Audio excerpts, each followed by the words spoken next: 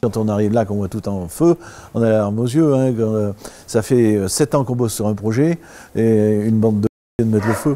Un incendie criminel a frappé la ferme de Saint-Martial fin décembre. Depuis, c'est la consternation. Alors qui? Je ne sais pas, moi, c'est un point d'interrogation. Mais vu les revendications, tous ces gens qui nous accusent du bien-être animal et tout, d'un peu plus, c'est cramer tous les animaux. En activité depuis juin 2016, le centre d'engraissement est pour l'instant limité à 400 veaux, mais il suscite une vague de protestations. Mais ces gens, c'est une minorité dans la population, ils ne représentent pas 1% de la population, mais parce qu'ils ont tous les médias avec eux, Drucker & Co, Touzé, Nagui, qui font parler à la télé, je trouve ça vraiment aberrant. Alors que c'est des gens qui n'ont jamais mis les pieds en Creuse pour la plupart, qui ne connaissent absolument rien à l'agriculture. Sur le coup, on a tous été abattus, mais bon, il y a eu une certaine solidarité le lendemain. On s'est retrouvé à peu près à 700 personnes, 700 à 800 personnes sur le site le lendemain.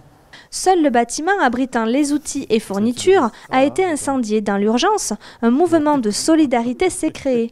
Du nouveau matériel et des aliments leur ont été livrés, l'eau et l'électricité ont été remises en état. Face à leurs détracteurs, les éleveurs misent sur la transparence. Ce qu'ils mangent, on peut voir, ça c'est pas le problème. Donc vous pouvez regarder, hein, c'est que du naturel. La part paille, parce qu'il ne faut pas oublier qu'on travaille avec du ruminant et que ça a besoin de fourrage pour ruminer et faire fonctionner son appareil digestif. Donc ensuite on travaille avec du blé, du maïs pour la partie énergie, du tourteau de colza pour amener de la protéine et de la pulpe de betterave aussi pour la partie énergie. Les éleveurs estiment respecter le bien-être de leurs animaux, bien mieux d'ailleurs que s'ils les engraissaient dans leur propre bâtiment exigu. Ce centre offre de plus une alternative aux exportations vers l'Italie. On est toujours emmerdé pour exporter nouveau, il y a toujours un problème. Pourquoi on ne les engraisserait pas nous-mêmes? Moi je pars de la maison, 20 minutes après mes veaux sont là dans la paille, propres, avec de la nourriture devant. La taille des bâtiments impressionne quand même. Il vise à accueillir les animaux de 75 agriculteurs. On a l'intérêt de suivre la croissance de nos animaux. Et ce qui peut nous permettre de sélectionner nos mères et nos taureaux.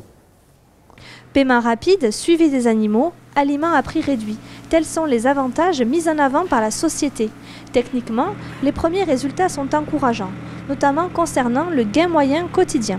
Alors, depuis le début et sur les animaux qui sont partis, on tourne aujourd'hui à 1,5 kg. Les premiers animaux ont été abattus à un âge de 15 mois et demi. Ils pesaient 440 kg de viande. On a quand même des résultats qui sont là et de la qualité, puisqu'en classement, nous avons sorti des animaux quand même U+. Les animaux sont achetés par la SVA Jean Rosé. Adossée au groupement des mousquetaires, elle fait partie des principaux opérateurs du marché de la viande. On a la chance d'avoir un contrat qui suit les cours des matières premières, les prix d'achat des animaux en maigre qui rentrent sur l'exploitation. Donc si ces deux prix varient, le prix de rachat au final va varier. Dans 4 ou 5 mois, le centre devrait doubler sa capacité pour atteindre 800 veaux. Avant cela, les éleveurs attendent la visite de Bernard Cazeneuve, le Premier ministre.